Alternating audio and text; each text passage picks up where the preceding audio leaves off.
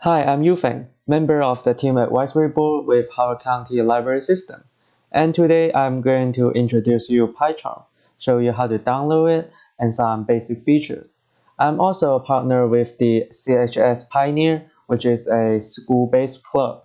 Alright, let's get started. First of all, what is Pycharm? For those of you who haven't heard Pycharm before, Pycharm is an integrated development environment, or IDE, for computer programming, specifically for Python language. Pycharm supports a huge amount of Python libraries and has strong coding assistance like autocomplete, syntax, and error highlighting. Next, I'm going to show you how to download Pycharm.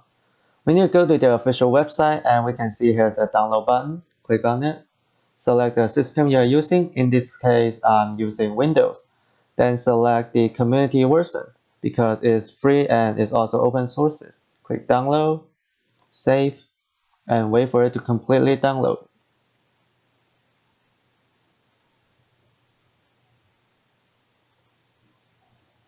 Then click on the file to run the setup. Click next. Here's where you can assign a folder for putting Pycharm. You can set it as default if you want. Then click next. And here's the important page. If you are using 64-bit system, you can click on this one so you can directly launch Pycharm from your desktop. Then click on update path variable and also create associations. Click next. For this one, we do not need to make any changes, so we just click install.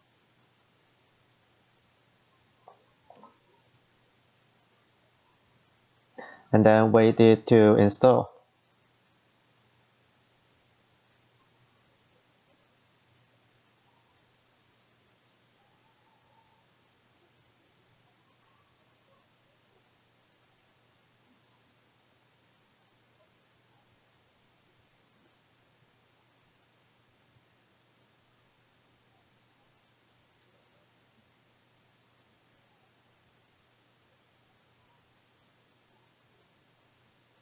Okay, once you see this page, it means you almost complete the setup. Then we can click finish. Back to our desktop, and here you can see the Pycharm is already on the desktop. Double click to run it. Okay, if you already have some Python project, you can click open it and select where they are.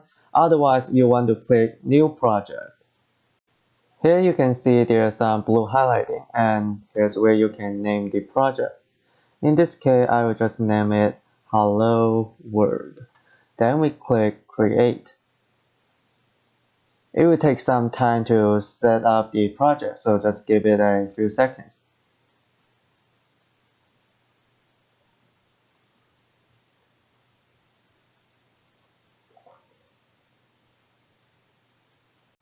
Now our first project is created, and you can see on the left hand side here's an additional folders. It contains a lot important data, so please don't delete or write down anything under this folder. To create a new files, you just right click on the project's name, go to new, and then you can see here's Python file. Click on it, give it a name, and then press enter. And then you will get a new Python file where you can actually start writing your own code, such as print hello world. In order to run your file, it's pretty simple. Just right click on the coding area, and you can see here's a run button. Click on it, then you will see the result of your coding. Now I have some code that can print out the sum of number 1 to 10, and let's see what we got. We got 55 as our final result. If you want to debug your code, just click next to a number, and you can see we got some red dots right here, or what we call a breakpoint. Then you need to right click on the coding area, and you can see here's a debug button. Click on it.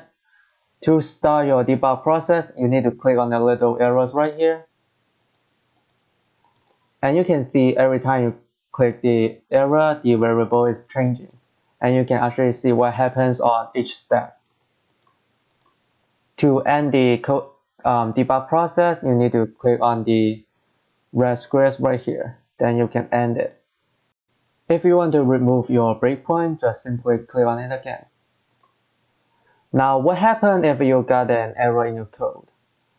Let me just write a bug right here and then run it and see what happened. Now you can see we got errors right here, obviously, and you can also see it tells you where the errors occur and what type of error it is. And these are the basic features of Pycharm. If you want to learn more about how to use Pycharm or use it more efficiently, you can visit their official website. They have tutorials on other features. Also, there are many other IDEs as well, like Atoms, Eclipse, and Spider. But in this video, we just focus on Pycharm. Now let's go back to our slide. And that's all for our video today. If you have any question, you can visit our website or email us. And you'll also feel free to follow our Instagram. Thanks for watching. Goodbye.